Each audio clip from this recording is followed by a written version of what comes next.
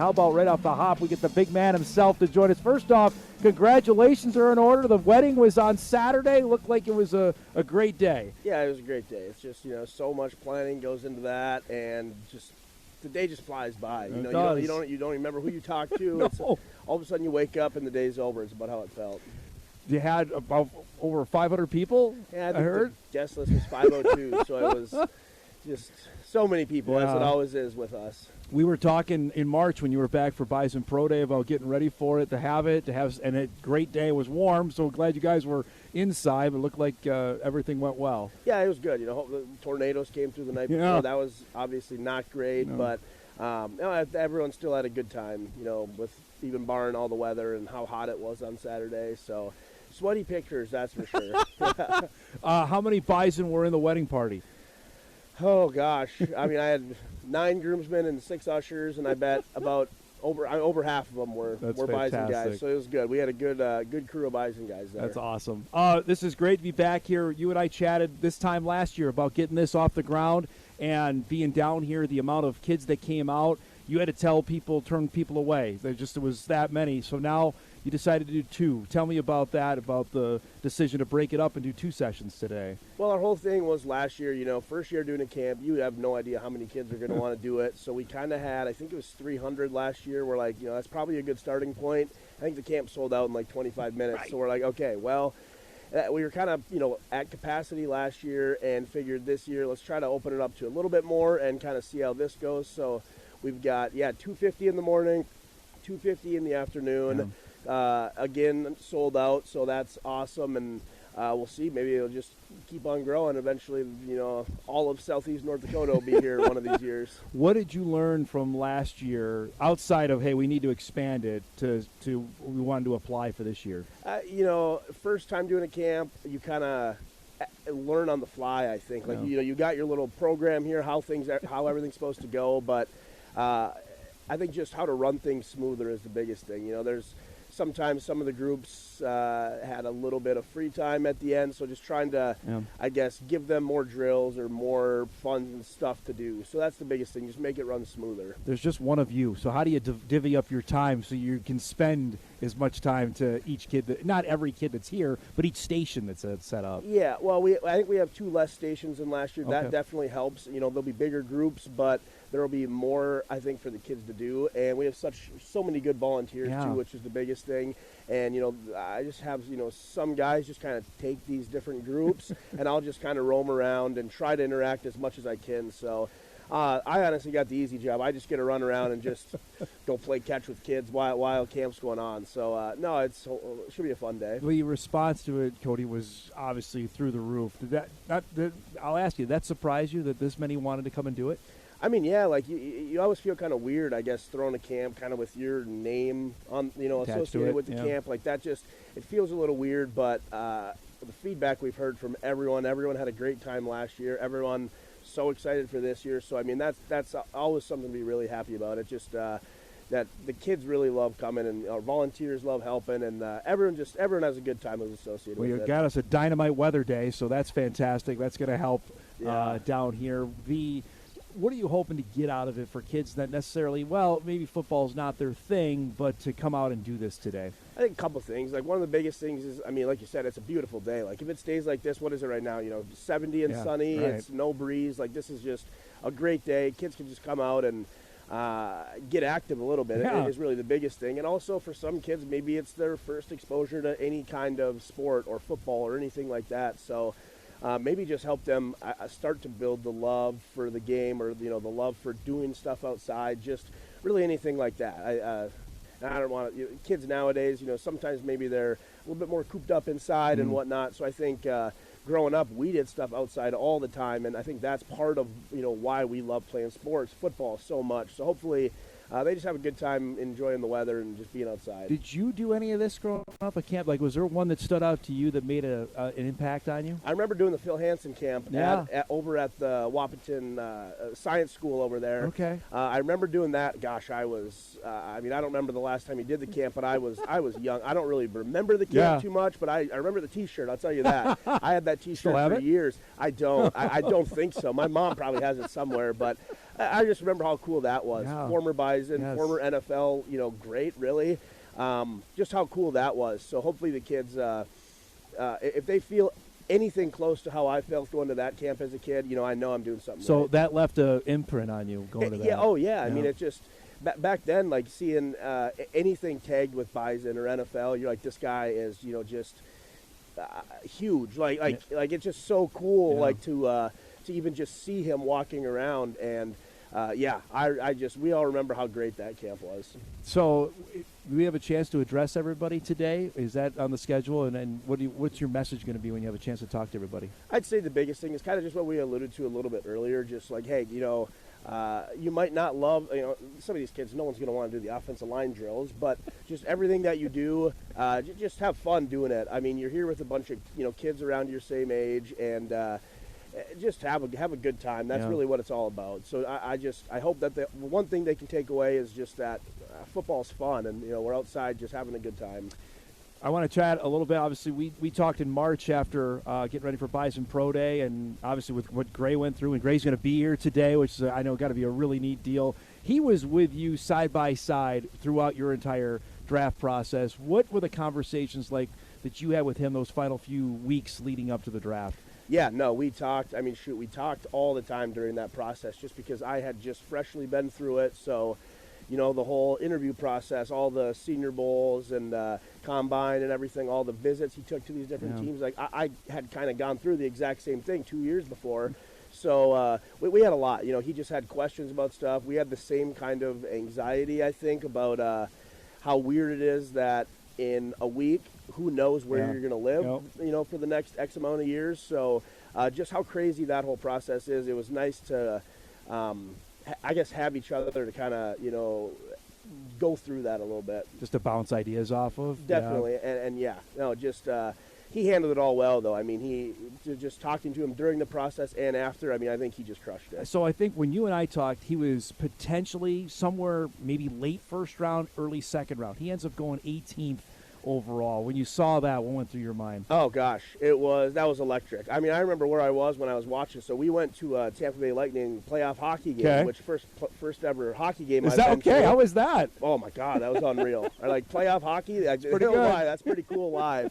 But we were on our way out after the game, and we're all just kind of watching the draft on our phone a little bit, and I kind of knew the Seahawks might be looking at Gray a little bit, so pick 18 rolls around. And I just kind of locked in a little bit more, and you see his name, and it's just like, oh my God, like there's nothing cooler than seeing one of your best friends get drafted, especially as high as he did. Yeah. And I was just cheering, and all my buddies are like what are you doing? Like what's the deal? I'm like, well, this is cool. Yeah. Guy that you played side by side with, you saw basically grow up. Honestly, when he got to Fargo, and I believe Seattle and Tampa play each other on the schedule this year. What do you make of that? Yeah, we've been beefing a lot about it. At the wedding, all the festivities this last weekend. We were pretty sure it's October 5th is what it is. I figured somebody would know. Well, we were trash talking a little bit, and it's all good. And they fun. come to you guys, correct? We go out you go them. there. Okay. So, that's a long trip. Tampa man. to Seattle will be a fun flight, but we'll get a lot of Mario Kart in on that flight probably. The fact, obviously, your quarterback gets drafted as well. That's 4 quarterbacks in a row from North Dakota State that are going to the National Football League. You had a chance to block for a couple of these guys. What's that mean to you? I mean, it's just so cool. Like at this point, it's tough to refute that NDSU's QB. Like look at like you said, the last 4 quarterbacks all drafted. It's the coolest thing ever. Like so happy for Cam. Like that was so cool for him. Seems like he'll fit in good there. Yeah. And at this point, like why would you not want to, let alone come to NDSU, but come to NDSU to be an offensive lineman or a quarterback? Well, the fact that some of these, you've spent a couple of years now, been removed, but some of these guys that came in when you were either a true freshman, redshirt freshman, now going to get a chance to play. How much do you talk with the guy now that Gray's moved on? Do you still have a connection to what's going on with the Bison offensive line? Yeah, a little bit. I try to kind of. The problem, like, it's starting to get to the point where I hardly know the guys totally anymore. They're all so much yeah. younger, but I'm still always a part of it. Just trying to, I guess, follow along with kind of who's going to fill these roles and whatnot. And it seems like every year, we're the typical old heads who are like, oh, the offensive line's not going to be as good as when we were. And then every single year they just keep pumping out these guys and they have great offensive lines. So No, NDSU, if they know how to do one thing, it's develop players and develop offensive linemen. Your former offensive line coach is now the offensive coordinator. What do you make of Dan Larson now taking over as OC? Yeah, pumped for him. I mean, just listening to him during position meetings when I was in college, the guy knew ball. You know, that was his biggest thing. We'd be talking offensive line stuff, and he's talking about route concepts and safety rotations, and we're like, we don't care. You know, like, yeah, maybe we got to read the safeties every now and then, but like we don't care once this is all going. No, really excited for him. He's gonna kill it. He's such a good guy. We've got another guy coming here as well. Ada's Mason Miller, who's also with the Detroit Lions, with Tyler Roll. I know is so close to you. What do you make of Mace, of the way he blew up as well at the end of the year, and now got a shot in the NFL too? Yeah, I think in that class we knew. I think when they were freshmen, we're like, those two guys are going to be special. I mean, just the frames that they had, and then watching them develop, like we knew that those two were going to be great offensive linemen. I was so pumped when I saw Mace sign with the Lions. I think it's a good fit for him. T-Roll's there as well, which is, I mean, it's just knowing, you know, going to a team where you don't know anybody. Like, it's nice to at least have a familiar face there in T-Roll, and also to have it be T-Roll. He's the most personable guy ever. Like, it'd be awesome to walk through a facility and just be able to BS with T-Roll again. Although you and the Lions, you guys got a long history there. I know they got you you got them this past year after they got you in the playoffs the year prior. Yeah, they got us. My rookie year, they beat us twice. Yeah. We got them last year, and we got them again this year. So it just seems like it's kind of a good little back and forth battle. So how was the rematch with Aiden Hutchinson go after the playoffs the year prior? Yeah, he got. I think he had 4 sacks against us. So we. Not on you though. No, well, he had maybe one on me, but no, he's a special ball player, and yeah, he's as much as you can game plan and film study on him. He's just a guy who's just gonna win sometimes. He's just that kind of player. So I got your PFF. I don't know. You look at your Pro Football Focus stats. Is that something you focus on at all? I try to stay away from that. So 2 total penalties last year. You got to be really proud. 1 holding call. That's it. You played over 1,000, almost 1,200 snaps. You didn't miss one.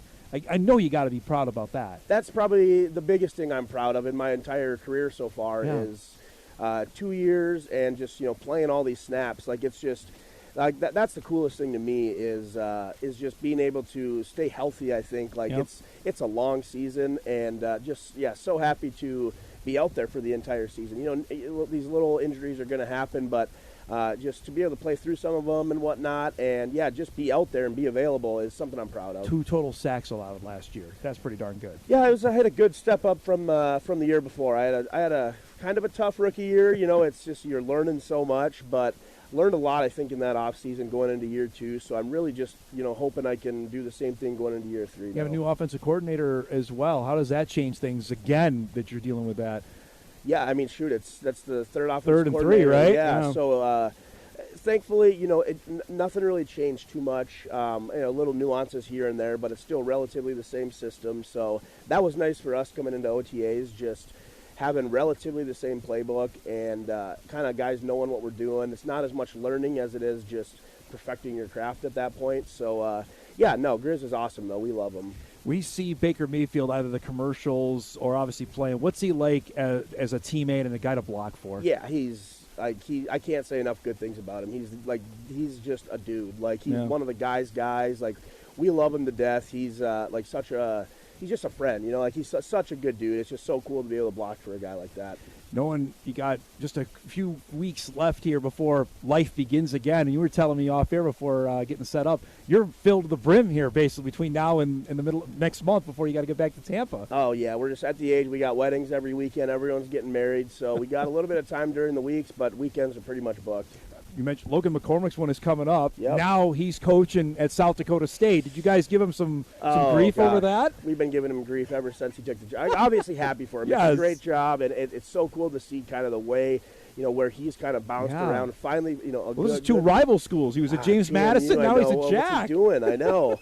But no, we're happy for him. Like, he's going to kill it. And we have, good banter about it. But we're happy for him. I mean, he's going to be a great coach for however long he wants to do it. For people, Cody, that see obviously play now, can you dive into what the off season is like?